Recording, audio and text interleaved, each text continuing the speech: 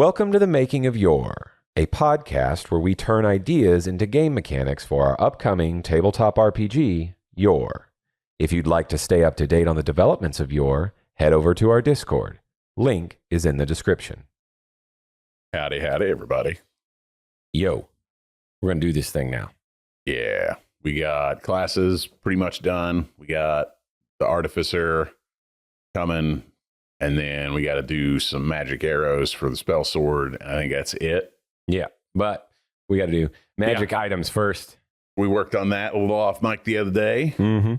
But we once we get that all put together, we'll go back to the Artificer and accurately build him. Now that we know how these work, we can make the class that can make them.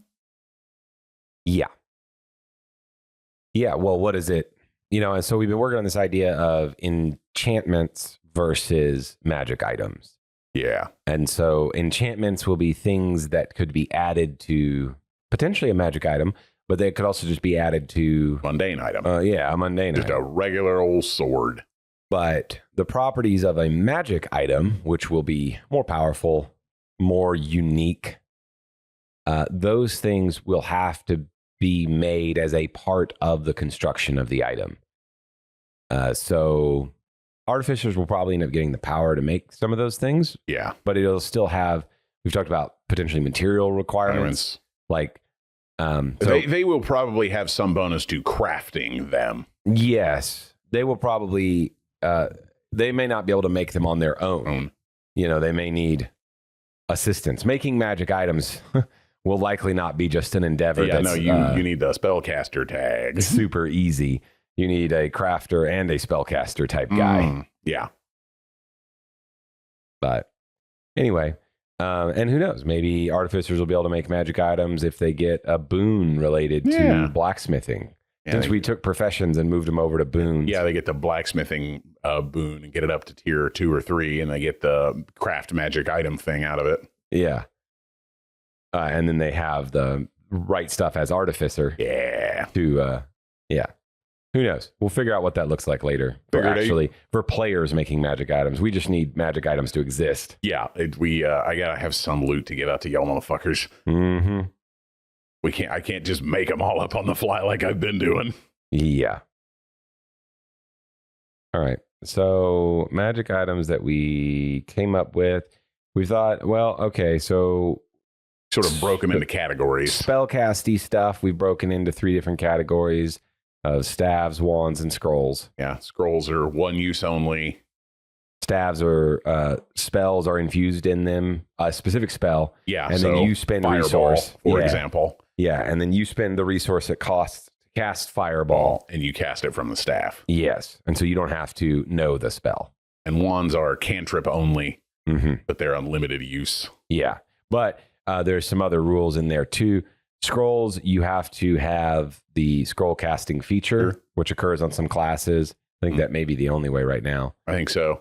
Wands, which mean that you have to have a minimum of 10 rune lore. Or to attune to one. And then staves, you have to either be able to cast spells or get the staff caster talent. So if you want to be a fighter with a wizard staff, you can be. You just got to take the talent for it. And that talent requires you to have 12 rune lore to take the talent. So there's ways to do some stuff there, but they all require investment in rune lore to be able to get access. It's the magic skill. Or, of course, scroll casting, which is unique in that it doesn't matter what your rune lore is. Only some people get scroll casting. Yeah. It's harder. Yeah. Because we'll be able to... Scroll casting is going to be a great way to, hand powerful things to wizards or scholars or the classes that can do it that other classes can't use. And we'll do stuff on the flip side of that that's also unique to them. But and then for I wonder if it's just wizards, scholars, and artificers that get scroll casting. Could be. I don't remember what we gave witches. Oh, they have maybe one. I can't remember which. Probably just one of the archetypes. If it is, which was going to be the best at ritual spells, or one of the best at ritual spells. Okay, so maybe was the plan. But I don't know if they're going to have anything good related to scroll. Well, of course, they could have scroll casting because if they were a Magus, Yeah, they'd come off of that and get any Magus class gets it. The thing is, I think scholars get scroll casting even if they came off the expert side. Yeah, it's just one of their features. Yeah, they get to choose between either getting something that would sum that, like, you know, depending on which path they came from. Or how they got to there. Yeah. Them split paths. Mm-hmm. Them forked roads.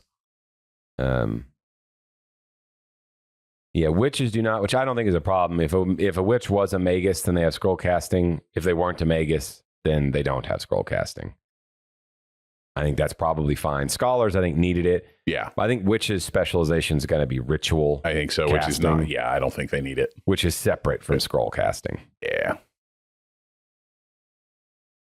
So yeah, basically it's just going to be things that come off the Magus tree. Yep. And then a couple of outliers. Yeah.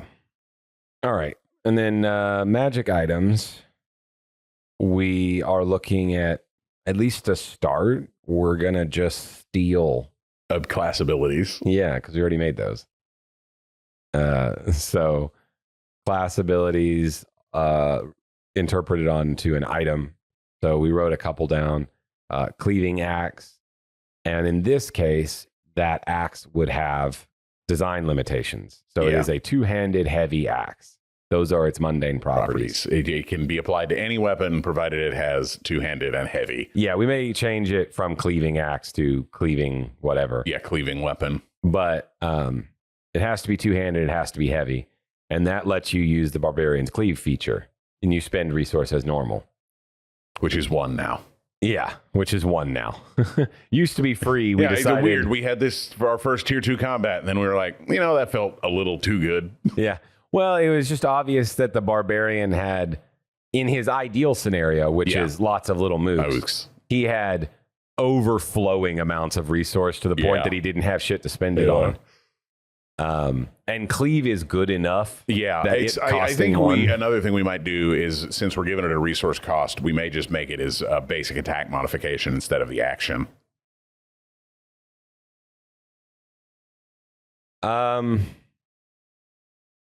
We might. I think that's a buff. I think I'd rather have the cost and be able to do it twice. Yeah, because if you're doing it, because I think with stuff like that, because Jason wasn't killing them in 1 hit. But I think having that option to spend it twice would mean that's a hairy one. Because if he can spend it twice, he's more likely to get another kill, which means he gets 3 back, which means the 2 he spent are kind of negated by the fact that he got an extra kill. Which, you know, is what he's for, is mowing through mooks, but that's not nearly as useful on a boss. True. No, it's not. Yeah, well, we might try it that way. Yeah. Yeah, that's definitely, I think overall that would be not a nerf, but a buff. But we'll see. But I think that that really feeds into the idea that Barbarian spends his rage like water. Yeah. Well, yeah, I initially was thinking of it as like a way to nerf him a little bit, but it may just be an interesting gameplay feature that he's really good at dealing with hordes. Yeah. And we make him even better at it.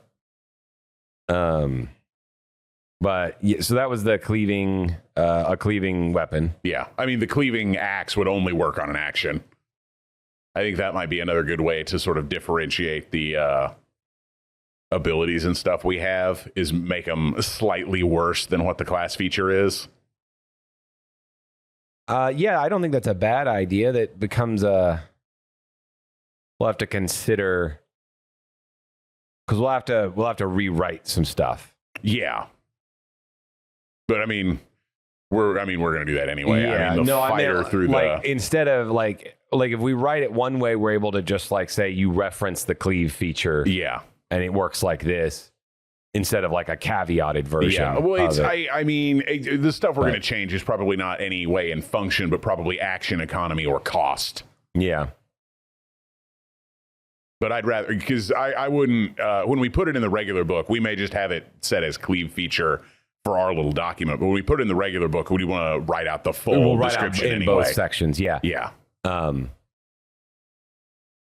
So then a expert who gets it Yeah. would be just as good as our barbarian, but a soldier who gets it wouldn't be as good as a barbarian. No. Because an expert could use it full action. Yeah, because he's, more jack of all tradesy than the soldier is. You'll have to think. You'll have to I'm just not sure. Yeah. I'm not sure. But then we got a tentacle weapon as well, which is like the sorcerer. The sorcerer's Outsider sorcerer. Yeah. His feature. And we changed it a little bit, I think, since we made it. He can only use 2 at a time now, I think. We'll probably bump the damage back up to what it was. Yeah, we've the whole concept of how we want natural weapons to work, as we shift that, every time we evolve that a little bit, then we have to go back and look at him. Yeah, all the natural weapon things. Thanks, Immortal. Thanks, Profister. Yep. But yeah, we want to make more magic items. We want to make more consumables and something else. Yeah. Oh, we talked about how you got to maybe harvest monster parts. Oh, yeah. Or so like if you want to make a heal all wounds instantly potion, you got to go kill 5 creatures with the regeneration property, and then you got to succeed on a bushcraft check equal to their tier.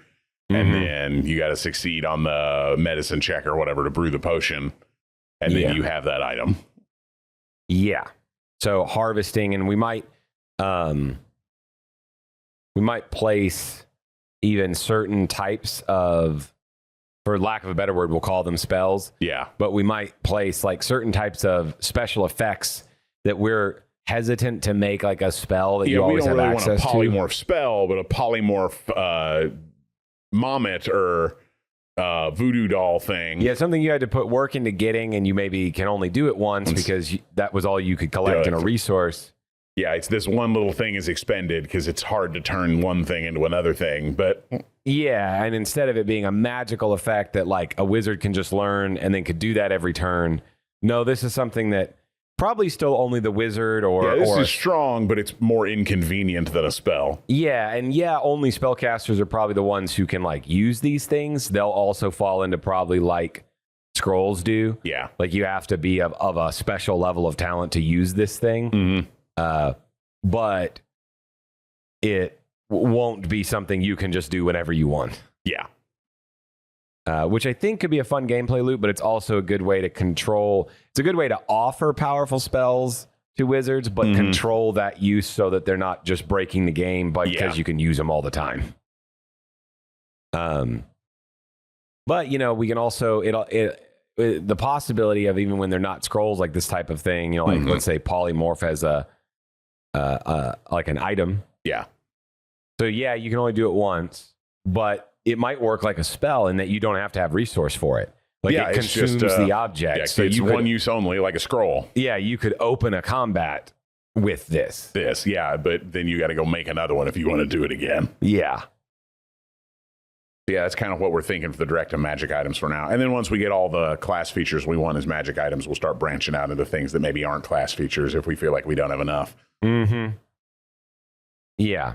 Well, and since we have the whole idea of no spell slots and we have like scaling resource production to be able to use your special features, being able to like also then say, if you want to be using things other than a basic attack on the first round of combat, then you have to do preparation work. Yeah, you got to be a little Batman. Yeah, you got to collect materials, or you maybe make a gas grenade or make an explosive device or make a spell Claymore scroll. Mine. Yeah, Claymore Mine, spell scroll, whatever. You have to do some preparatory work so that you'll have something powerful on the first turn of combat, if that's something you think you need. Yeah. And I think that that's probably a fun gameplay loop that adds something, it makes something you do outside of combat matter in combat. Yeah. Which is a cool level of kind of like value to like how you spend your time. Yeah, it's your downtimes are important. We gave them actions and everything. Yeah. What you do when you're not in combat is also important. Yeah, you would exist as an adventurer all the time, not just when you're killing. Yeah. Okay. So some enchantments maybe? Yeah, we talked about returning. Yeah, we talked about returning. We made one called easy wielding. Oh, yeah, that adds the simple property to a weapon. Yep. So if you find like a magic weapon like the cleaving axe and your wizard is obsessed with it, like I want to hit stuff so bad, then maybe your artificer can put the I need to bring my 10 hit points into the front line. Since a cleaving axe or whatever can't be a simple weapon. No. Because it comes with these two properties baked in. You need this kind of enchantment on it for the wizard to use it. Yeah. Which is cool, I think. Yeah. It limits, but then provides options. So returning. So with returning, are we going to assume that the returning property must be does it have to be applied to a weapon that has the thrown property? Because it won't also grant the thrown property. No, it won't. I think it could probably be applied to any weapon, but unless it has the thrown property, it only does the 1 point of improvised weapon damage. Yeah, it would be probably a waste to apply it to a weapon that... I can throw my sword at this guy and bring it back. It's not particularly effective, but I can do it. Yeah, I guess if you're just really clumsy and drop your sword if a lot. I drop this thing all the time, I hate picking it up. Twerkin has this on every weapon, so he doesn't ever have to actually put his arms down. Yeah. No, they stay up here. I only T-pose. If only people knew what T-posing and twerking meant. Twerkin's a character in our alpha test of this game, and T-posing is what we envision he does when he uses his mages don't walk feature. He just T-poses around everywhere. All right, returning. So, will returning mean that you can always, force pull this weapon back to your hand? I think it's probably line of sight or 30 feet. Okay. It's not going to, functionally, it's not going to cost anything. No. It's just as an action, as a quick action. No. I mean, it wouldn't. Would you want it to cost action economy? I mean, it will take time to get back to you. It doesn't. Oh well, it could just be a teleporting weapon. Well, I guess. I mean, I'm thinking of it like the way that returning weapons work in some games is just when this is thrown, it comes back to your hand. I was thinking of it as more like Thor's hammer, where it doesn't come back unless he calls it. Okay. So less like a boomerang. So let's say you're a creature. Yeah. Or you're a player who has 2 attacks. Mm-hmm. Like you're off the fighter tree or the expert tree. You're dual wielding. Yeah. Or not dual wielding, even just... you just have 2 weapons. Or you're just carrying a weapon. Yeah. And you throw your spear. Yeah. Your throwing spear. Because you're running, spear and shield or something. And a hoplite. Yeah, and you want that spear to return to your hand. Yeah. If that costs an action, then you're making 1 throw attack that turn. Because... Yeah, I was thinking quick action. Either way, you're making 1 attack that turn. Yeah. So doing the returning, it gives you a thrown feature, but it doesn't let you put out the DPS that you would if you were in melee. And then if that's not good enough, because I mean, these are things the artificer can apply basically for free. Yeah. Okay. Yeah, I was comparing that against I guess this brings up a new question. Yeah. Of how we're going to handle things like, because something like this may be more useful on will a javelin be an individual item, or will we have bag of javelins and it's 3 javelins? I think bag of javelins is probably only from the magic item shop. Whenever you go to the general store, it's like, all right, it's a better deal if I buy these in bulk. Okay. That's probably only an economic factor. Yeah, because I was thinking if you were going to say you have 1 individual javelin that you carry, or you have a sack and you carry 3 javelins or whatever on your back, because functionally you're not going to, if you were carrying it like a Roman and the point was to disable a shield, is different than I'm carrying a javelin to do damage with that Yeah, javelin. this is for whenever we fight a thing that flies and I can't hit it with my sword. So you're gonna carry multiple if you're carrying them. Probably. And so then my question that is, if we made something like bag of javelins is an item and it's a stack of 3 javelins, and like you could carry maybe 2 bags on your back if you wanted to. Yeah. Would a bag of javelins be an individual item that you could give the returning property, and all 3 javelins in that bag would have the returning property? Probably not. Okay. Yeah, I think you'd have to apply returning to all 3 individually. Okay. So for like the purpose of his slots, Yeah. those would be 3 slots to apply to all of them, not 1. Okay. Yeah, I think that's the way I want to do it.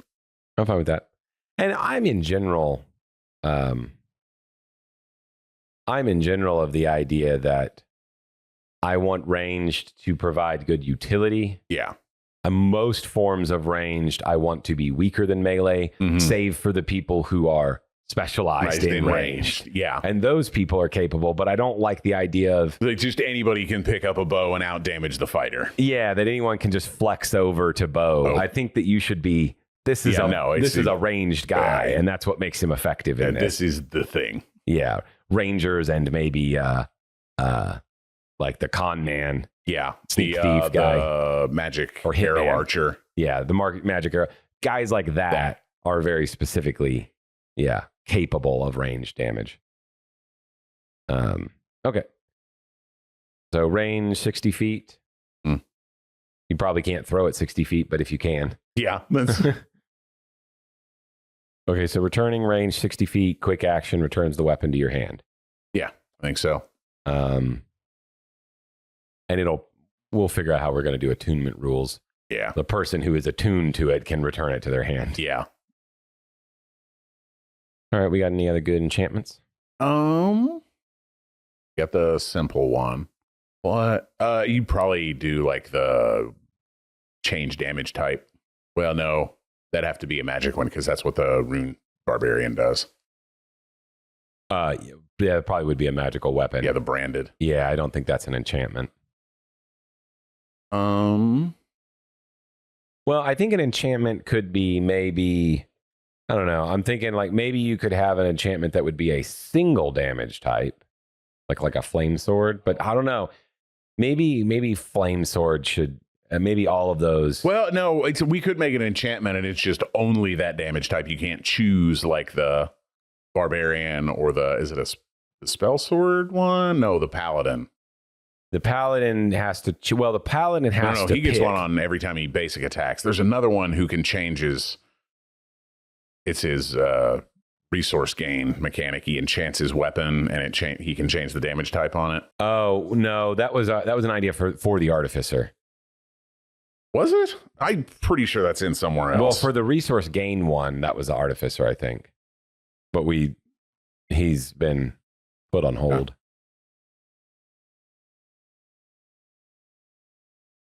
No, it's in the spell sword. It's infuse attack. Choose elemental damage type. Your next basic attack now does that damage type and 2 extra damage. Oh, okay. And it is how he generates. Yeah. Interesting. We had talked about, I think, something similar for the artificer, but then we skipped over that, and he got it instead. Yes, because he's more magical. Yes, he is. Since the artificer is not magical at all. Yeah, that's cool. I forgot about that. That's a cool design. Yeah, I know, right? We're so cool. Okay. Yeah. A glowy enchantment? Light? Sure. You can make it shed light. I mean, we could do that. That's going to also be a wand, potentially. Yeah. Well, I just imagine that the fighter would really quite like to hold his sword as a torch instead of a wand. Yeah, a wand or... Because if he has because if either his shield or his weapon can make light, he doesn't have to hold a wand or a staff or a torch or whatever. Yeah, he may not even be able to use the wand. Yeah, my rune lord is a 6, which is guys. Actually, he would prefer that because using up a slot on his weapon for this is more. Yeah, I'm fine with that. Yeah. Only because you would be more efficient to be carrying a wand. Yeah, it lets you pick and choose how you want to spread this out. Well, and the wand would let you generate light at any point. Like the cantrip. Yeah, put a little dot This of is light that somewhere. it will only shed. Yeah. Yeah. Sting. A sword that orcs thinks are blue. Yeah, a sword that all orcs think are blue. You think 10 feet or 15 feet or? Probably 15 feet. Have we described anything in radius? We don't do much spherical stuff. Oh, so it's just illuminates 15 feet from you? Yeah, up to 15 feet from. No, well, maybe that'd be a 30-foot sphere, which I'm fine with. But yeah, illuminates 15 up to 15 feet away from you. Yeah, I don't think that technically that's a sphere, sort of. But we're not on a game board either. Yeah, so. No, it's people can figure out what twice the radius is in their heads. Well, and I think it's actually easier to say, is that thing within 15 feet of me? I can see 15 feet. Is it 15 feet away? Yeah, rather than, is it in the bubble? Yeah. This clearly illuminates up to 15 feet from me. I am here where B is. Yeah, I am me. Okay, I called that a lantern weapon. Cool. There's some other. Do we think? I think we talked about this already with the returning weapon, but enchantments are probably not going to have any particular property requirement. You think? Like an enchantment can be put on anything. On anything. If you wanted to, you could put them on any. You could put it on a glass. You could bottle. have a returning rock. Yeah, you could have your illuminated glass bottle. Yeah. Okay. So enchantments have no real limitations other than how much they cost to produce. Yeah. And probably that the object. Well, I guess. I was now imagining someone trying to put the lantern, like the light enchantment on like a spire. Oh, yeah. You know, would it be all of the 15 feet surrounding this 100-foot tall spire? Yeah. It probably goes up in cost exponentially based on the item size. Yeah, I'm trying to figure out if there's a scale for how we want to figure that. Or yeah, well, I figure because it'll be X number of gold pieces and resource to put this on permanently. Probably to. Oh, you mean if you were not an artificer if doing you it? weren't, well, if you weren't an artificer, if the artificer doesn't want to waste one of his slots and just wants to make one. Gotcha.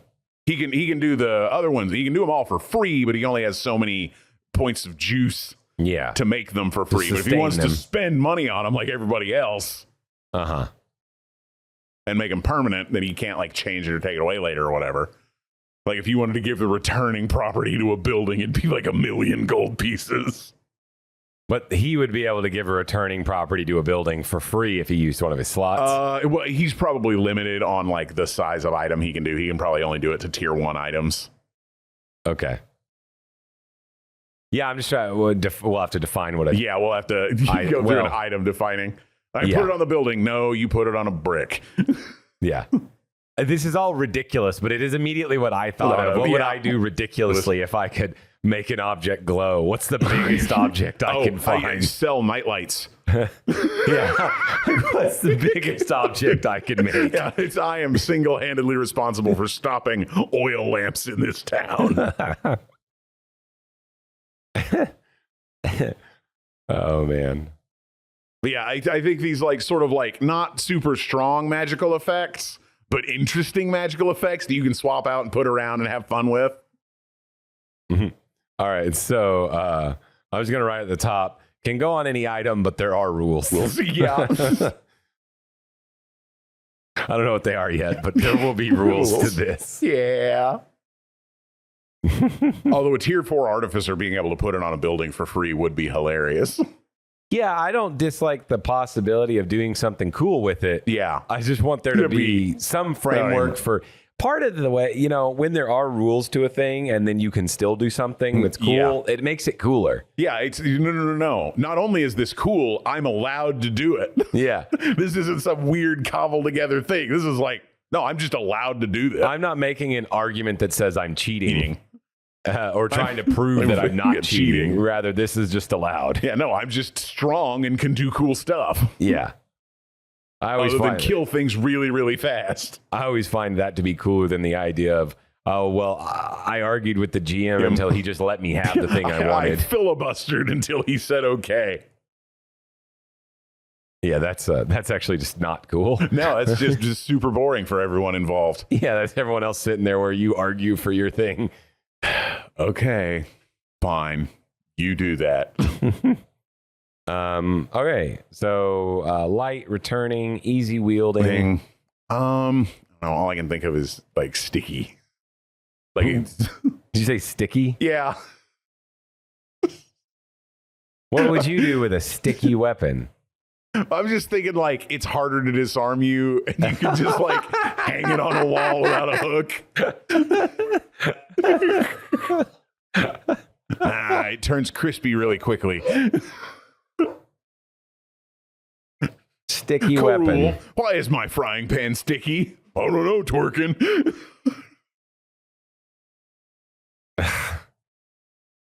Well, our studio audience is dying from sticky weapon. Well, I feel like put that under the little brother section.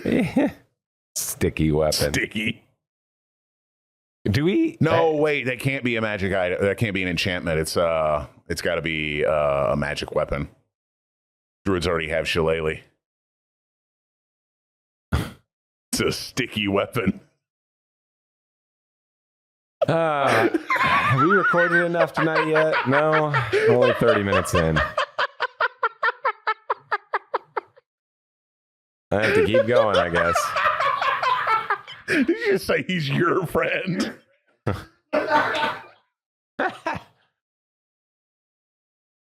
Quick to disown when the puns come out.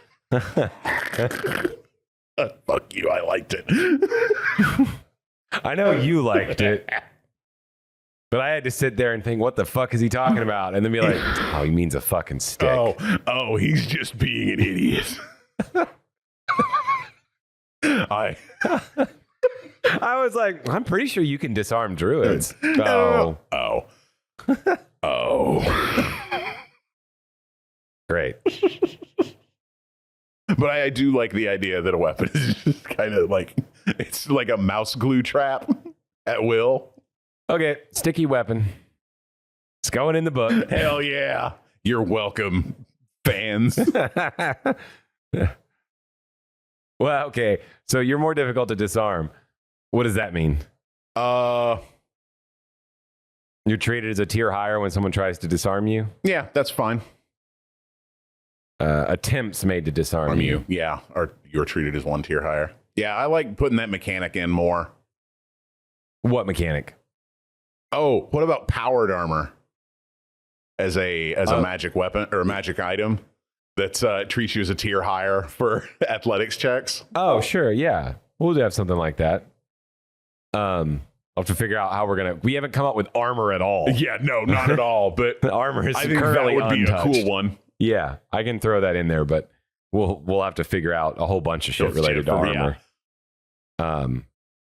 But what were you meaning? Like things that make you be treated as a tier higher? Yeah, or lower, whatever. Like we talked about large, treats you as a tier higher for athletics checks. I really like that. I think that that kind of thing is going to hopefully hopefully we have enough tiers, because obviously the more tiers that there are, technically the less valuable increasing a tier is. Yeah. Right? Because inevitably everything's going to fall into a smaller number of categories. Which means that an increase in tier has greater effect. Yeah, because this is only, there's 5, 6. Yeah, I mean, for the player, there's fundamentally, you yourself are going to interact with probably no more than 5. Yeah.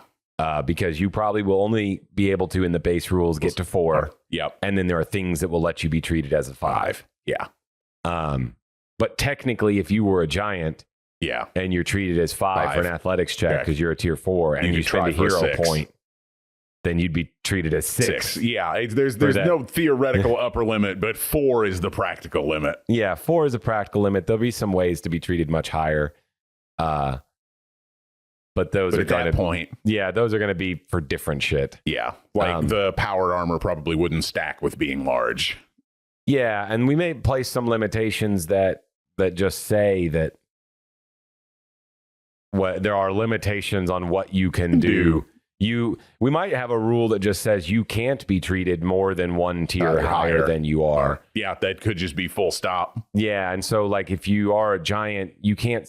A hero point would let you re-roll. Yeah. Well, I think you, no matter what you do, you can't be treated as more than a tier higher than your current tier. Yeah, I think that's probably a good rule. And so if you're a giant, you're making an athletics check, you fail it. Yep. You could spend a hero point to re-roll it, still being treated as the tier that you are. Yeah, that tier you are. And you get to just eliminate the previous roll. But you still have another chance for success. Yes, but you don't get to get treated again as another tier higher. You did as good as you could on this athletics check. You just rolled bad, so we're going to give you another shot. Yeah, hero point will still work, just not as valuable because you're already a tier higher. Yeah. You're already about as good at this as your tier can get. Yeah. So I think that's probably that should be the rule. Yeah. Because otherwise, you're going to someone's going to find a way to get treated as a tier 7. Yep. And it's going to be ridiculous. I auto succeed on an extra natural check. Yep. Because that's what a tier 5 check would be. I auto succeed to jump to the moon. Yeah. There will probably be creatures above tier 4s, but there will be like, was it like a handful? Yeah, they won't even be in any way a normal creature. It'll probably not even be creatures we make. We'll probably make some example creatures of like if you make a pantheon for your game. Yeah, these are. Here's what things in that pantheon might look like. This is here's a tier the tier 5. 4 demigods. Here's the tier 5 gods. Yeah, but those things are not going to be normal. No.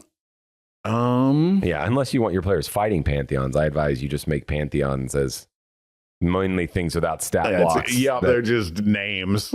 And they're like, well, why can't I shoot it? Because it's not really there. It's not there. You can't hit it.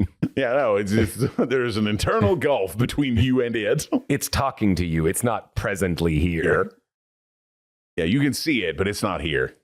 Magic and space-time are funny that way. Yeah. And you can hit that puff of smoke that looks like it, but it's not going to do anything. Yeah.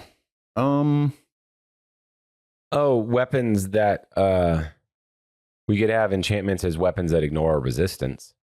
Oh, yeah, that could be cool. Because we switched heavy back to it overcomes DR. Yeah. But it won't overcome physical resistance. But we could also make we could make a weapon that would a magical property that would overcome resistance. Yeah, overcome specific resistance. Which makes sense that it should be, well, I mean, the weapon's going to be doing physical damage unless you have a way to... Yeah. So I would assume this would just be to overcome physical resistance because... Yeah. It would, anything else would be predicated on that. Yeah, it's... Or it could just say it's a magical weapon that... It could just overcome resistance regardless of the damage type the weapon's doing. That's probably not a tier 2 enchantment. That feels pretty good. Yeah, it would only be useful on like 2 characters, but yes, it'd only be useful on the barbarian and the spell sword. But it would be very good for them. Yeah. Except for both of them can just switch their damage types. Yeah, it's like, I'll just switch to something that isn't that. So it's probably functionally only really useful in most scenarios. That feels like maybe an artifact feature. Overcomes all types of resistance. Yeah. I think all of that will probably come down to later game. Yeah. How much do we see of even like weapons doing damage other than physical damage and how common that even is? I don't expect it to be really common that weapon damage is doing anything other than physical, save the few classes that can allow it to change. Yeah. Or a magical weapon. We may make a magical weapon that can change to all the different damage types. Yeah. And it ignores resistance The on all those elemental blade. Yeah, and it ignores resistance of all those damage types. Yeah. I guess if we wanted to make one that could do that. Yeah. What about like a hammer space enchantment? What's that? Like you can extra dimensionally store it. Oh, like it has like a sheath that just makes it go away. Yeah, sort of. Extra dimensional sheath. Like you just have like a ringlet on your side, and when you stick the sword into it, it just goes away. Right. Well, I was thinking more like it pops in and out of thin air in your hand, but okay. Yeah, that's probably makes more sense. That sheath does sound fun though. Yeah. Which are garbage magical items. The sheath that makes your sword invisible, but not the handle.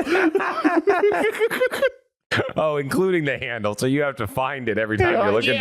Where the hell is this thing? We probably need some extra dimensional storage items in general. No, we've talked about that. The only one we have is the brain of one of the scholar. Yeah, I do kind of like because I don't think like popping it in and out is too bad. That might step on the toes of concealable too much. Yeah, I'm fine with concealable. I feel like popping it in and out is maybe more special.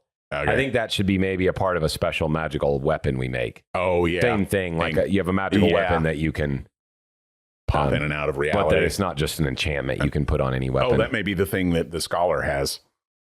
His feature there, our version of that maybe it just pops in and out of reality. Oh, for a scholar? Yeah, his memory palace kind of thing. His weapon. Yeah. We had some rules for it, but we didn't really talk about how he would maybe carry a weapon only because... Oh, well, no, I meant like whenever we go through and make magical weapons of all the class features, the one for that class feature could be... Oh, got you. Yeah. Yeah. That's true. Yeah, as a magical weapon, I don't think that really steps on concealable because yeah, well, it's as a magic weapon, but not as an enchantment. I think enchantment's too easily accessible. Yeah, agreed. As a magic weapon, I don't think it's a problem only because it's concealable's way easier to get. It's worse, but it's so much easier. Yeah. Concealable just means that people have to make a check to see it on you. You know, like your halberd's not concealable. Everyone knows you have one. Yeah, the dagger you have strapped to the inside of your thigh, not so much. Yeah, they're going to have to work to find it. Yeah, you demand a pat down. But the magical weapon that poofs out of existence cannot be found. No, you got to have some kind of wizard. Yeah. Well, now I'm picturing that sticky enchantment being put on a building. I'm stuck in here, man. What are you talking about? I'm stuck. Like a fly on the wall. Wait, is a sticky weapon just a tree? Or sticky building? Sticky building. Become tree. What a sap. Yeah. Got stuck on the wall. A sticky situation. Yeah.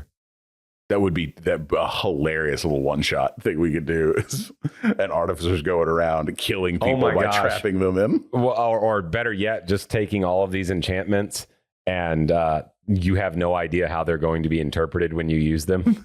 Like maybe if you try to use these enchantments on anything other than like something you can hold in one hand. It's or hold in your hands. It gets weird. It's purely up to the GM's interpretation. You could be like, I would like to make this building sticky. Great, you just turned it into a treehouse. Yep, it's an elven home in the elven style. Yeah. Yeah, that could be a fun. I mean, I don't really want to write that into the rules. Yeah, no, but it's not like a codified rule, but that's going to be all right. If your player tries to do something stupid, you can just get weird with it. Yeah. Don't feel bad. You have permission. Yeah, because if you try and make the building sticky and I tell you no, that's boring. If you try and make the building sticky and I say it's starting to sprout, it's turning into a tree. Because magic's weird. Yeah, sometimes weird shit happens. Picturing Rick and Morty's planet where everything's corn. Yeah. It's like magic got out of control here. Everything's on the cob. Everything's on the cob. Man, I'm trying to think of what other enchantments would be cool.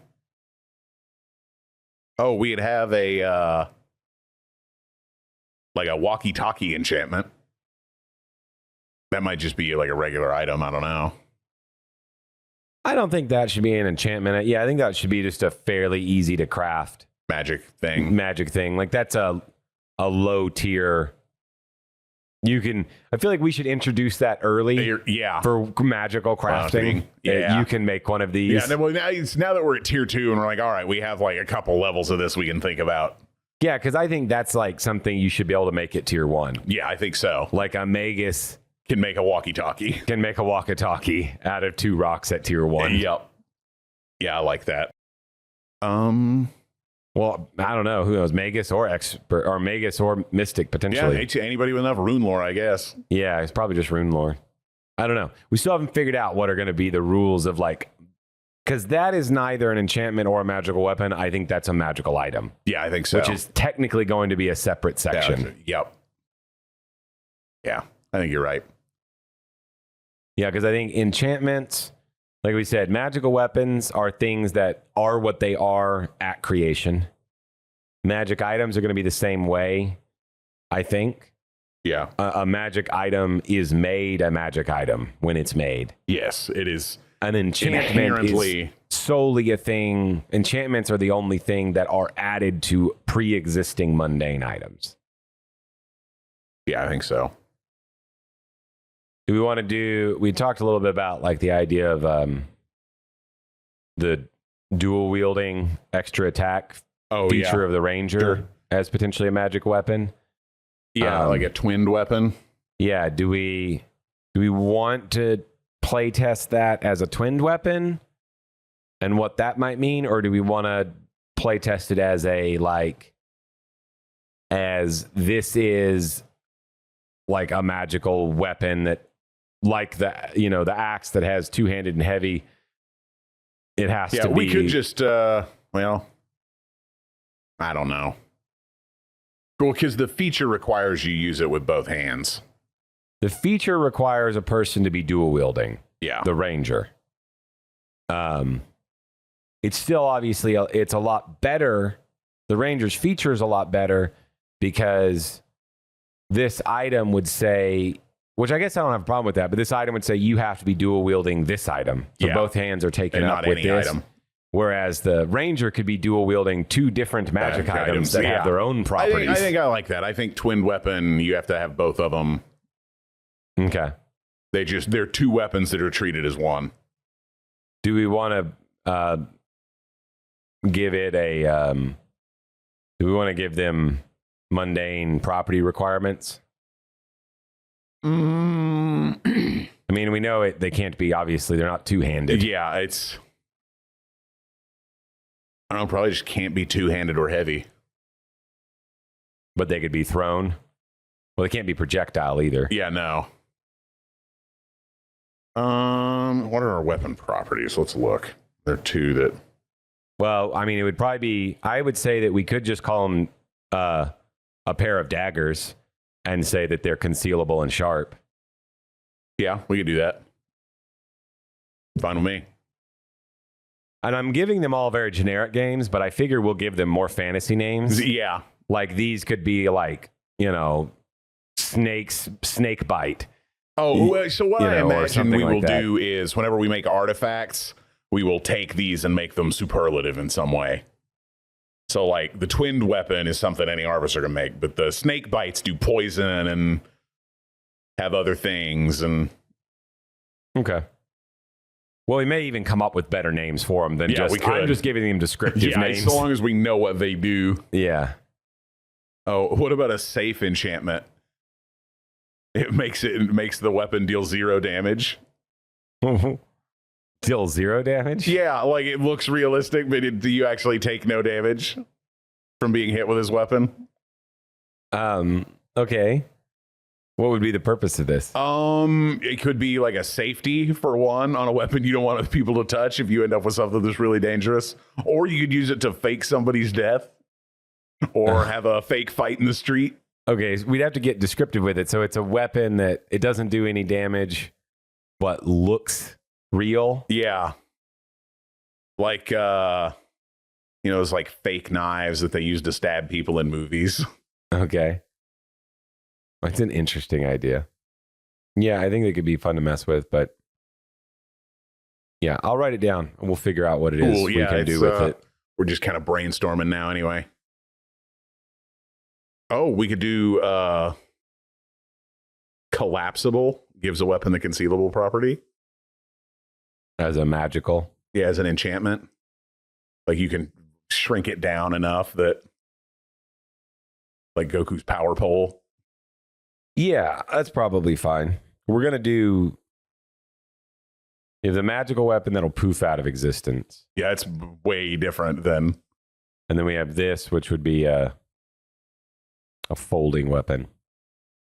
So that you could get a concealable on a two-hander that you're already carrying. Yeah. Like if you wanted to conceal your halberd. Yeah.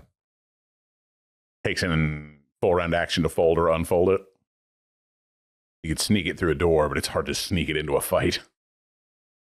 We need a dramatic cloak that always looks like the wind is blowing on you at an appropriate level. Okay. So that's a magical item. Yeah, like the walkie-talkie stones. Yeah. Yep. Okay. What is that? That'll be a low tier one. Yeah. Yeah, that'd be a cool like tier 1 item. I'll put dramatic cloak. You always have a cool amount of wind blowing on you. Yes. I'm not fun enough to have thought of that. I watch a lot of cloaks billowing in movies where there's no other obvious wind. So we've got dramatic cloak. Yep. And then I just named our whatever sending stone type. Yeah. It'll be the walkie-talkie Rocky. Yeah, the walkie-talkie Rocky. Yeah. Yep. You got your walkie-talkie Rocky? Yeah. Your WTR? Yeah. The walkie-talkie Rocky. Yep, I love it. That's perfect. I don't feel like it needs a description. Nope, I feel like we know what that does. I'm pretty sure we know exactly what that is. We may give it some range limits or something, but Yeah. Must be on the same plane of existence kind of thing. Yeah. Or maybe like the old school ones from when we were kids. It's got like a 1 mile range. Oh, yeah. The big extendo antenna on it. Yeah. What's the range? I don't know. How long do you make the string? Yeah. Oh, you mean the can walkie-talkies? I don't think that's a magic item. No. You can make those if you want, but it's not a magic item. I don't know why we need a wizard. I made these, says Google. Yeah. The dwarven walkie-talkie. He It's just got 6 feet of string on they it. just 6 feet of string. They just yell. The volume on this thing is terrible. Well, we can use it for whispering when we're hiding. Yeah, I like those. What about illusory? You can change the physical appearance, but not its actual form. I don't know that we need another one of those yet. Let's Yeah. wait, because we'll have folding weapon. Well, I meant something And you look- could put on a suit of armor and make it look like clothes. But Oh, to conceal just the illusory yeah, property. you could put it on your sword and make it look like it's made of gold instead of iron.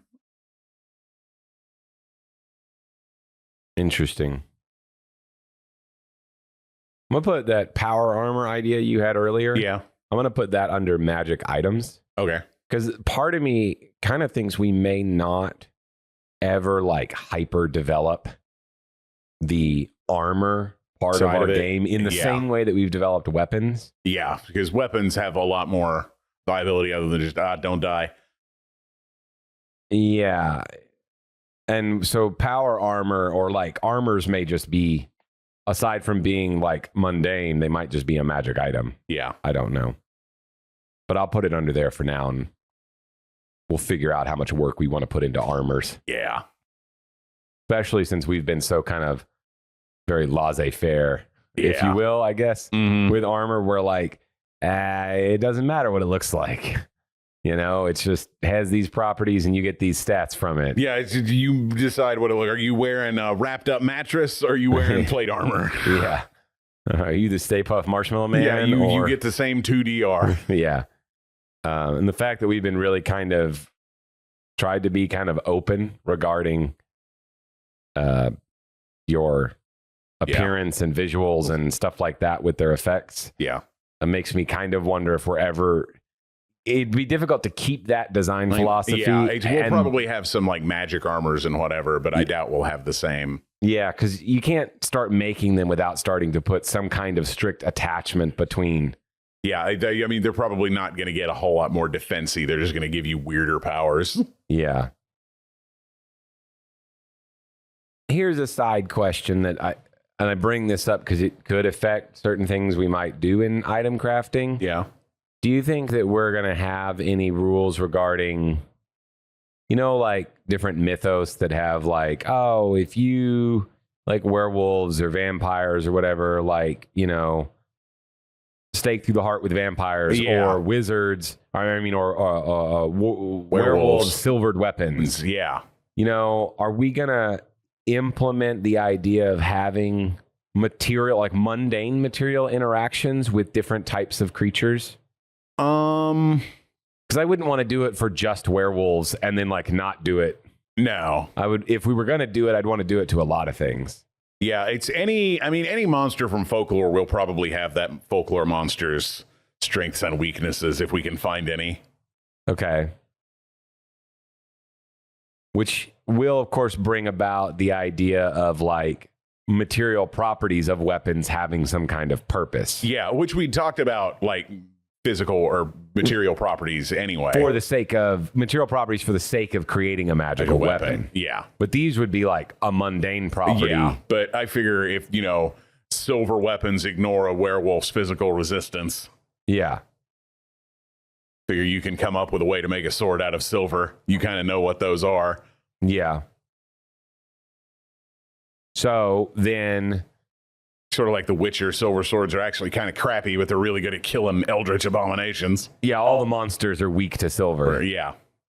So if we do something like that, should silvered be an enchantment? Like you're able to make a weapon that is like infused with that property? Oh, yeah. It's an infused weapon. You can infuse a weapon with a mundane property of another material. Like a mundane material property? Yeah, so if we end up like, if you infuse it with wood, your sword would count as a stake through the heart for a vampire. If you infuse it with silver, it counts as hurting werewolves. Yeah. That kind of thing. Yeah, I like that. That lets the artificer be nice and tactical. Yeah, that's actually pretty cool because they've done both of those types of things in different fantasy stuff that I've read. Where like you gotta have cold iron to kill a fairy. Yeah, they've somehow silvered a weapon so that a non-silver sword would be usable against a werewolf. Or my wife watched Vampire Diaries, so I watched most of it with her, and they had like the ash.